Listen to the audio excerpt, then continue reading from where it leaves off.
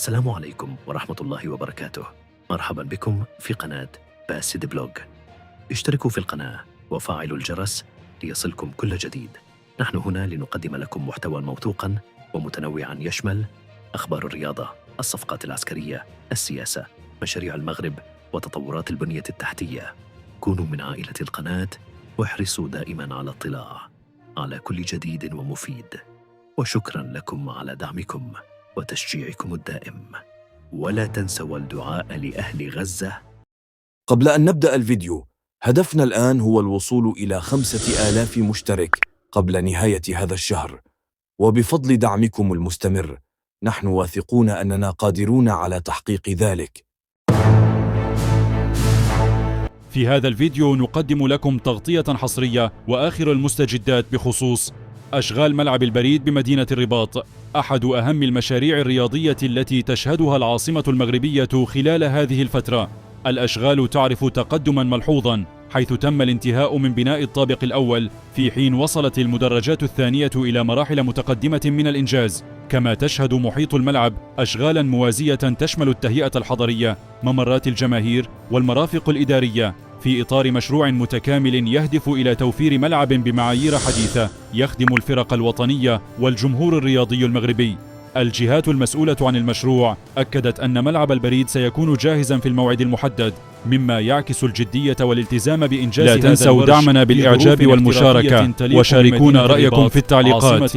هل ترون أن وتيرة العمل الحالية كافية لتسليم الملعب في الموعد المحدد؟ وهل يمكن أن يكون الملعب جاهزا لاستقبال مباريات كبرى مستقبلا؟ اشتركوا في القناة لمزيد من الأخبار الرياضية الحصرية الوطنية والدولية مستقبلا.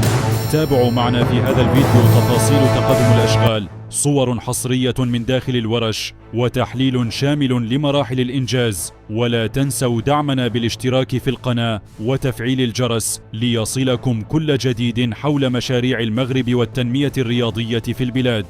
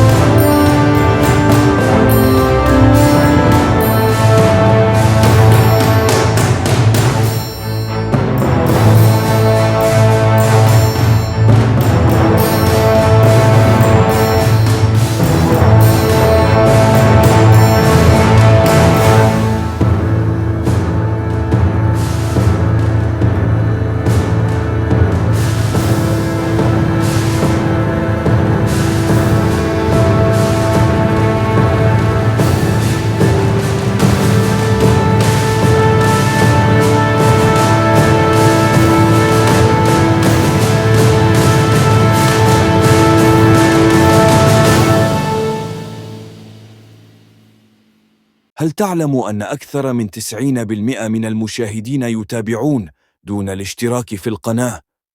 إذا أعجبك هذا الفيديو لا تتردد في دعمنا، فالاشتراك مجاني ولا يتطلب سوى ضغطة زر واحدة. مساهمتك تحدث فرقا كبيرا، وشكرا من القلب على دعمكم المستمر.